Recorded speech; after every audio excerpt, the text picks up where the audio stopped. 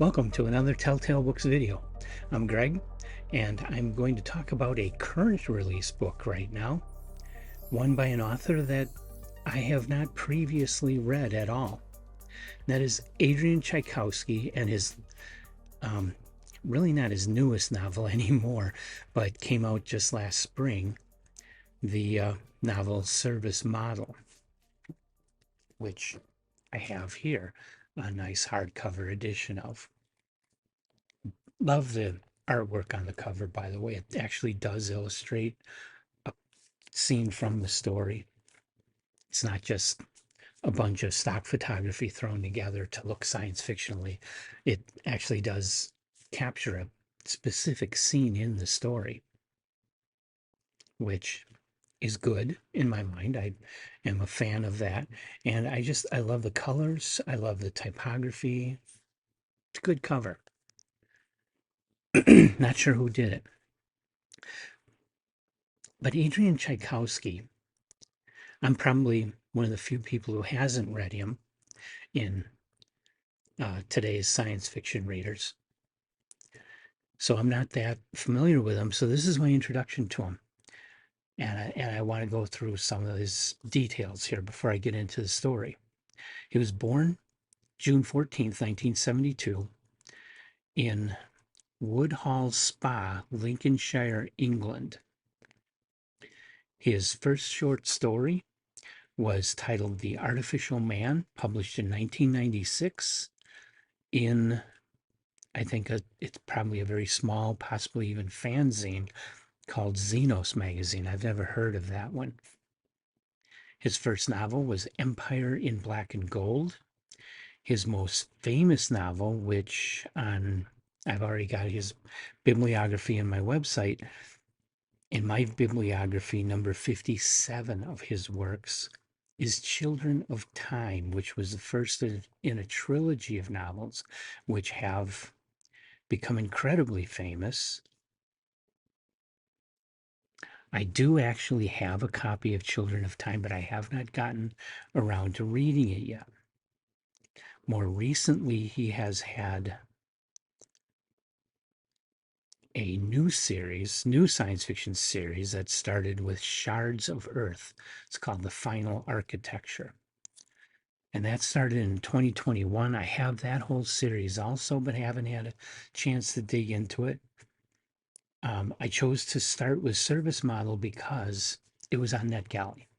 I was going through NetGalley looking for stuff that I would like to read, and I came upon Service Model. I've been wanting to read something by Tchaikovsky and wanting to read something from NetGalley. And so I applied for this. I got the okay, downloaded the book, started reading it. I did submit a review through NetGalley before I was finished. I had to stop because life happened and I was just too busy to finish reading the book. So I put it on the back burner and I just picked it up. I'm recording this on Saturday, September 28th. I picked it up earlier this week after finishing my buddy read with Samantha. I was more than halfway through the book, so I wanted to polish it off. So I took I think 4 days it took me to polish it off here. And so now I'm ready to talk about it. And along the way, I did see other booktube reviews. And I got to say, I disagree with most of them that people were feeling it was disjointed. And it's because they were being told. And so they were keeping in their mind as they were reading that the book is divided into, I believe it's 5 different sections, each of which is kind of influenced by a different author. First section, Agatha Christie, the second section, Franz Kafka, etc. But it's not like Tchaikovsky really altered the story or altered significantly his style to bring in these other authors. He fit them, I feel, very, very nicely into his story. For me, this book was not disjointed. I feel it flowed very nicely, very naturally. The sections, yes, they were homages to certain authors, but they worked with the other sections intelligently. Very, very brilliantly done. A really different idea, very well executed. Kudos to Tchaikovsky for pulling it off and keeping the story flowing properly rather than making it feel choppy. It does not feel choppy at all.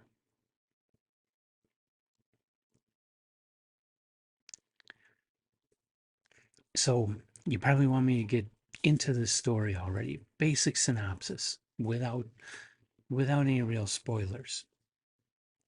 You have a servant robot in the household of a very rich man. He works as the guy's valet, putting out his clothes, stuff like that. A job that human beings had once done. It's not much better than indentured slavery, but some people actually like doing these jobs. In this story, robots replaced it. That's an idea that we're pretty familiar with, right? Robots and AI and stuff coming along and taking away people's jobs. So that's what happens in this world to an extreme degree. And the people who are profiting from everything are not doing anything to help out all the displaced people. They continue to have an attitude of, well, these people don't belong in society anymore. They aren't earning their keep, they're not pulling their weight. And so they shouldn't be given anything. They shouldn't be helped at all, even though it was the privileged people who forced them into this situation in the first place. And the displaced people, they didn't want this, but they just got displaced. So robots are taking over all those jobs. And we open in the story in a world where the lead character, named Charles, is a valet for this rich guy, and he cuts the man's throat. He doesn't have any idea that he even did it.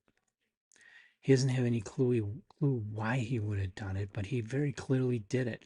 The evidence very clearly shows that he did. Instead of shaving the guy in the morning, take the razor and slit the man's throat. And so starts a section that's like an Agatha Christie mystery. But as much as it's inspired by Agatha Christie, it goes much farther. The whole book has mostly a satirical tone. There's a lot of jokes here. There's a lot of satire here. There's a lot of observations through the robot's eyes and through robot logic that questions the different aspects of our real world today. This is what science fiction should be doing. He's using this science fictional situation, an apocalyptic future. He's using that to put our world and our assumptions under a microscope and show in this particular science fiction scenario how all those things could lead to this world in this book. And he does a brilliant job of that, taking you on this odyssey. Because, okay, Charles is now out of work. He needs to go find work. But first, he needs to, the assumption is there's something wrong with his programming and he needs to report for repairs.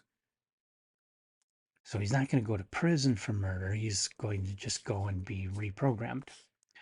But when he gets there, the agency that does that handles all that for all the robots, is just in total disarray. and he's no longer a valet.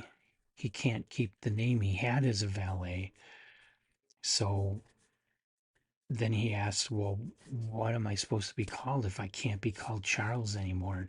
Well, he then rationalizes it out to call himself Uncharles, and that's his name for the rest of the book.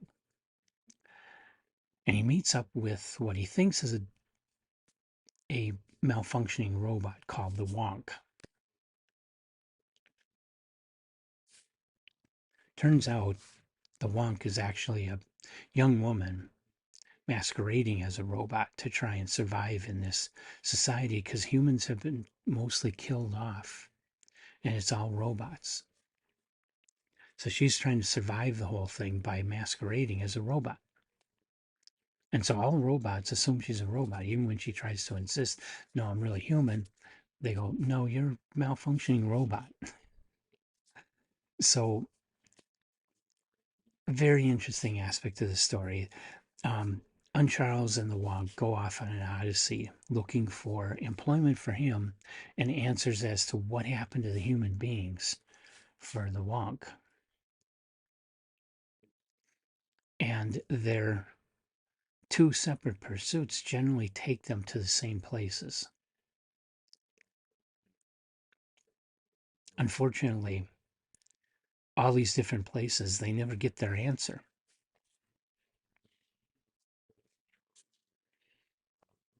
They just run into more questions as to what happened, and well, through the novel you do get some idea, you do get an explanation by the end of the novel of what exactly happened. I don't want to spoil that.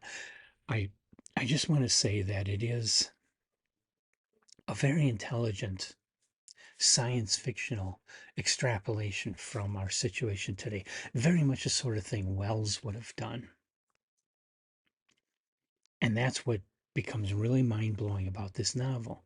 Not just that he invokes all these different authors and pulls it off and makes it work. Not just that he wrote this very satirical, humorous, funny, Wally type story and just made it brilliant and made the characters of these robots come alive, but that he threw in at the end a philosophy and a speculative philosophy about our current culture and where it might go in the future that is very much like what would come out of an H.G. Wells novel. It's almost like he was channeling H.G. Wells for the whole book.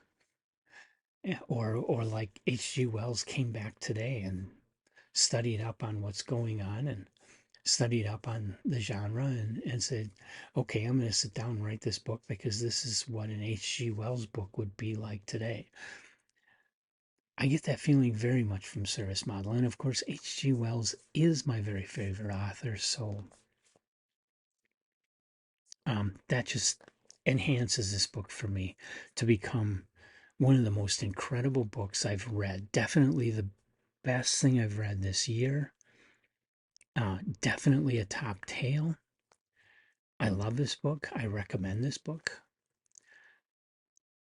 If you if you want something that's contemporary science fiction, this is very much contemporary science fiction, yet at the same time, it fits the rules of classic science fiction. And it's just brilliant.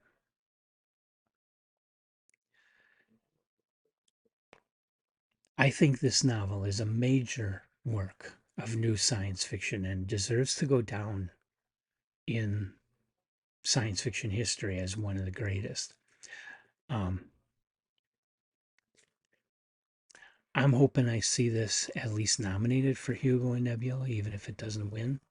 I realize that the awards are very deeply enmeshed in politics, and so you don't really get a good cross section of science fiction readership contributing to the process for the awards, and so a lot of times what wins is what the organizations want to win, what certain political groups that have clout with those organizations want to win, what publishing wants to win because they'll make money. Good thing this is by a major publisher. Who publish it? I think it's by a major publisher. Yeah, it's from Tor. It's from Tor Publishing, so it's the biggest publisher in science fiction, and I hope they will put their clout behind it and get it to where it's at least a finalist. Though I think it should win both the Hugo and Nebula and Locus. Let's throw that in too. This is the best. This is the top science fiction model, so top science fiction novel so far this year. Though it's not like I've read all of them that have been published this year.